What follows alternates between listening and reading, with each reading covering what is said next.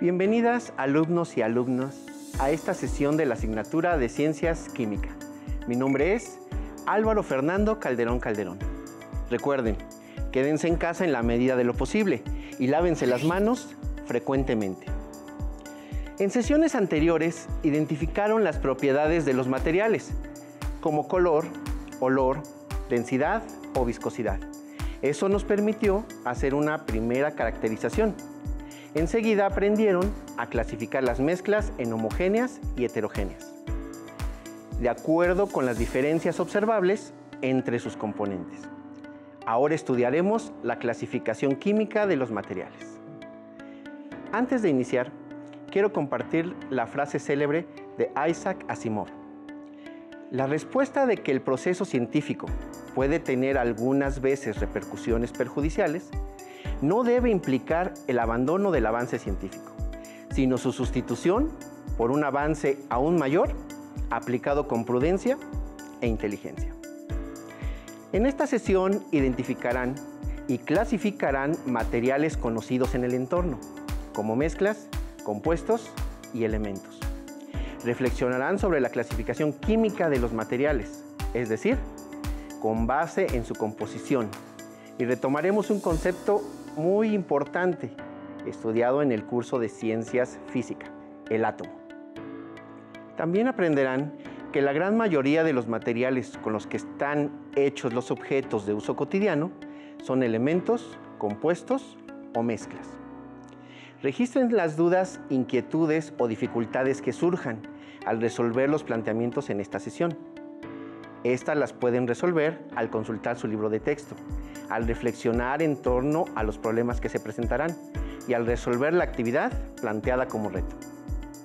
Los materiales que vamos a utilizar en esta sesión son los siguientes: su libro de texto de ciencias con énfasis en química, su cuaderno de notas de la asignatura con la fecha y el título de nuestra sesión, 5 objetos o materiales de uso cotidiano. No se preocupen, los que tengan a la mano. Pueden ser una llave, un tornillo, sal, azúcar, agua, por mencionar algunos. Observen con atención los materiales que tengo sobre la mesa. Seguramente algunos son parecidos a los que consiguieron. Son un tramo de tubo de cobre, un tornillo de hierro, un anillo de plata, sal, azúcar, agua con aceite,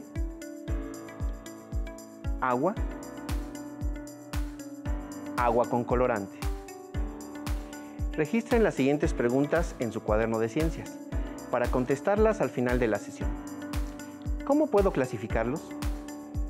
¿Qué diferencias hay entre ellos, además del estado de agregación? ¿El nombre de los materiales me ayuda para clasificarlos? ¿De qué manera? ¿Cuáles de ellos se pueden clasificar como un elemento? ¿Cuáles se pueden clasificar como un compuesto? ¿Y cuáles como una mezcla? ¿Cuál es el criterio que me permite diferenciarlos? Recuerden que en sesiones anteriores aprendieron a identificar las mezclas, las clasificaron e incluso se trataron algunos métodos físicos para separar sus diferentes componentes. Una forma de iniciar la clasificación es identificar a las mezclas. Observen el siguiente video. Les ayudará para contestar en su cuaderno las preguntas presentadas y para clasificar los diferentes materiales mostrados anteriormente. Las sustancias puras se clasifican en elementos y compuestos. En nuestra vida cotidiana, estamos en contacto con diversos elementos. Por ejemplo, el oxígeno, que es el gas que participa en el proceso de la respiración. Con el cobre y el hierro se elaboran diversos objetos de uso común. O bien, el mercurio se utiliza en los termómetros. Un elemento está formado por el mismo tipo de átomos. En cambio, un compuesto está formado por 2 o más elementos cuyos átomos se agrupan siempre de la misma manera. A esta agrupación de átomos se le llama molécula. Por ejemplo, un átomo de oxígeno se une a 2 de hidrógeno, formando una molécula de agua. Otros compuestos de uso común son la sal, formada por sodio y cloro, o el azúcar, compuesto por átomos de oxígeno, hidrógeno y carbono. De manera similar, la diferencia entre una mezcla homogénea y una sustancia pura la encontramos en el mundo de las moléculas. En una mezcla existen diferentes tipos de moléculas, ya sea de elementos o de compuestos. En cambio, una sustancia pura está formada por el mismo tipo de moléculas. En general, los materiales que utilizamos en nuestras actividades cotidianas se pueden clasificar en mezclas, que son las más comunes, en elementos y compuestos. ¿Recuerdan cómo es la composición de las mezclas? ¿Variable o definida? Muy bien.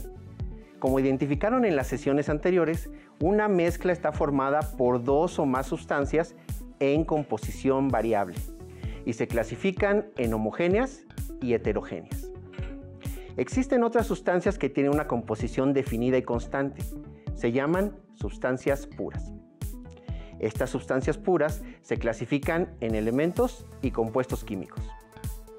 Un elemento químico es una sustancia pura, formada por átomos de un mismo tipo, y por lo tanto no puede descomponerse en otra sustancia más sencilla por métodos químicos. Los átomos de cada elemento químico tienen propiedades únicas que los diferencian de todos los demás.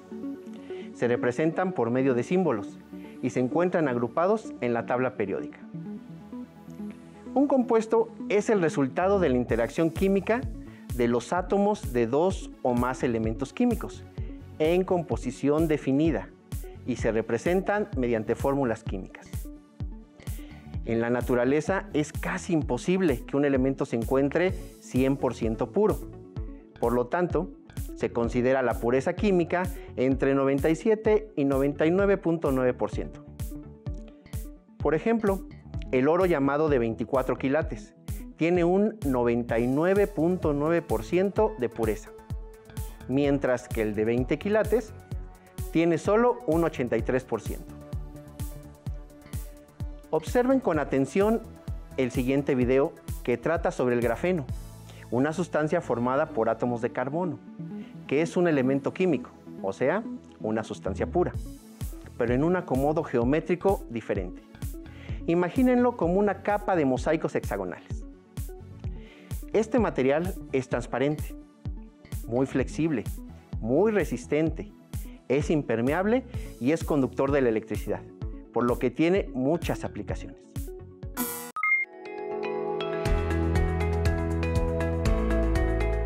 El SICA es fundamentalmente un centro de tecnologías de procesado de polímeros. El grafeno, desde que inicia el enorme entusiasmo por su estudio y utilización en el 2004, ha mostrado ser un material excepcional. Tiene una composición tan compleja como la siguiente: es carbón, se acabó. Siempre con su característica bidimensional. Si yo aíslo una lámina de 1 milímetro de grafito, en esa lámina de 1 milímetro de espesor de grafito hay 3 millones de láminas de grafeno apiladas la una sobre la otra. Y lo que hay que hacer es separarlas. Es el material que tiene el récord de mayor número de récords de desempeño. Es más fuerte que el acero, conduce la electricidad 1000 veces mejor que el cobre y por ello los usos potenciales del grafeno se cuentan por, ya no digo docenas, centenas. Sin embargo, para que esta apariencia se traslade a su uso industrial, que se despliegue en beneficio social, se requiere que podamos manufacturarlo en grandes cantidades de forma económica y de forma reproducible en cuanto a sus características. Las aplicaciones buscadas en el SICA y en el país son otras muchas. Es elaborar materiales compuestos, es decir, mezclas de grafenos con polímeros que conduzcan electricidad, que conduzcan calor, que sean escudos de radiación electromagnética, que puedan ser cargados de tal suerte que se utilicen como vehículos para la conducción de medicamentos a sitios dañados en el cuerpo. Si los disponemos en una estructura tridimensional, si yo tomo una esponja y la modifico con láminas de grafeno, esta esponja puede ser utilizada para capturar aceite. ¿Por qué es relevante?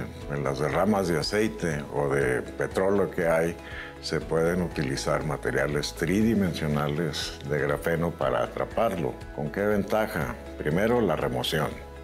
La segunda es que los exprimes, le sacas el aceite y ya separaste agua y aceite. El grafeno y sus primeras aplicaciones, si tú quieres más sencillas, son precisamente hacia tratamientos medioambientales, para disminuir el impacto y definitivamente para resarcir el medio ambiente. El CONACYT ha sido fundamental, creyó en la idea, creyó un planteamiento muy básico que es: hay grandes oportunidades, el material es extraordinario, en México podemos competir con los grandes. México puede ser uno de los líderes en la investigación, desarrollo e innovación de materiales grafénicos. Por ello, es necesario, se requiere seguir facilitando los recursos necesarios para lograrlo, apoyando así el quehacer científico y tecnológico nacional. Observen con atención la infografía.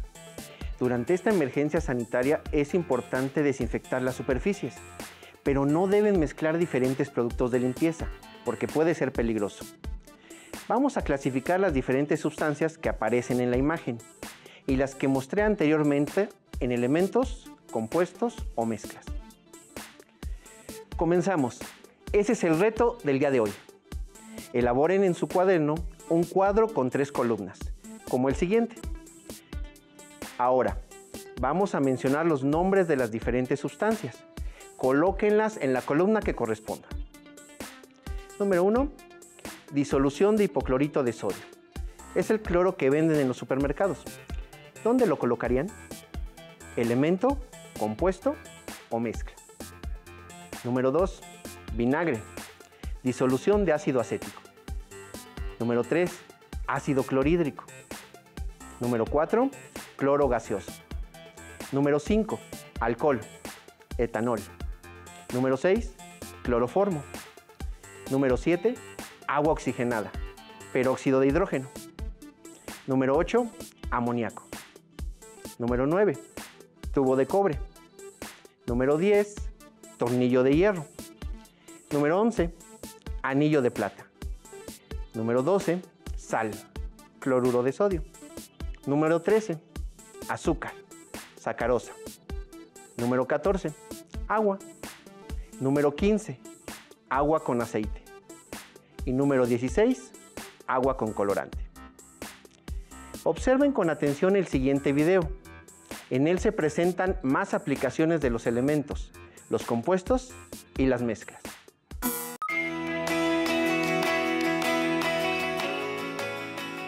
La industria de la seguridad en México es una industria muy importante.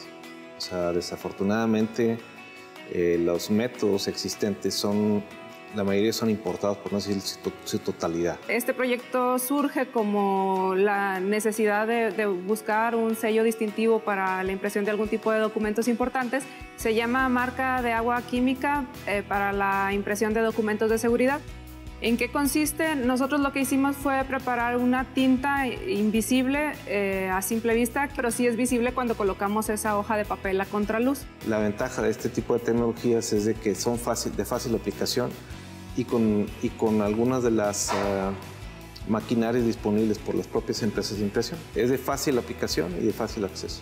Nos ayuda para evitar que un documento pueda ser falsificado porque no aparece esa marca, esa impresión al momento de hacer, por ejemplo, una fotocopia de ese documento. Básicamente es una mezcla de algunas resinas, solventes, componentes que le dan la característica de poder permear a través de las fibras de celulosa de papel sin migrar hacia el otro extremo de la superficie, y que le permite quedar atrapada, digamos, en el interior de las fibras para poder tener esta imagen visible a contraluz. Tenemos otra publicación relacionada con esta invención, que es aunado a la generación de una marca que es pues vista a contraluz.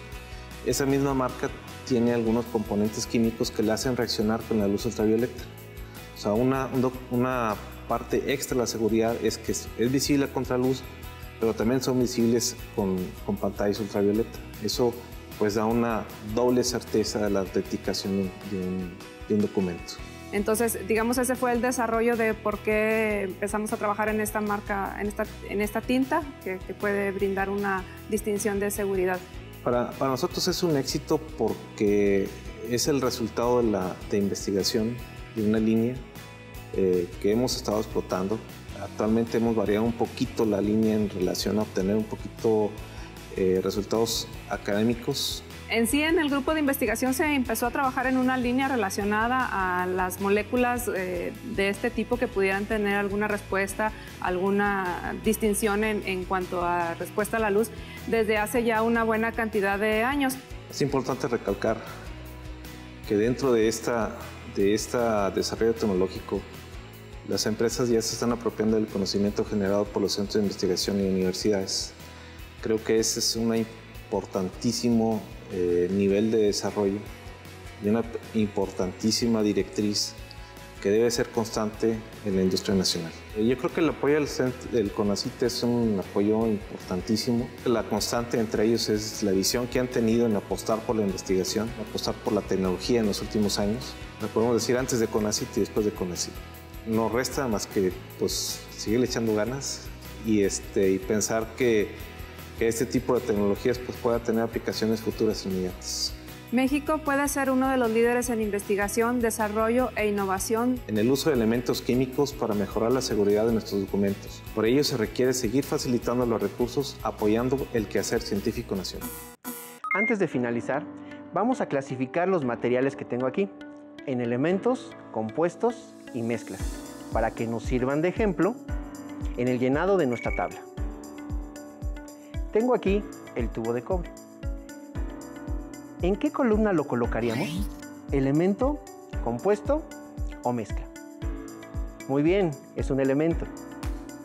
Vamos con el siguiente. El tornillo de hierro. ¿Dónde lo colocaríamos? Muy bien, nuevamente en elementos. Vamos ahora con el anillo de plata. ¿Dónde lo ponemos? Tienen razón, nuevamente es un elemento. Ahora, vamos con la sal. Elemento, compuesto o mezcla.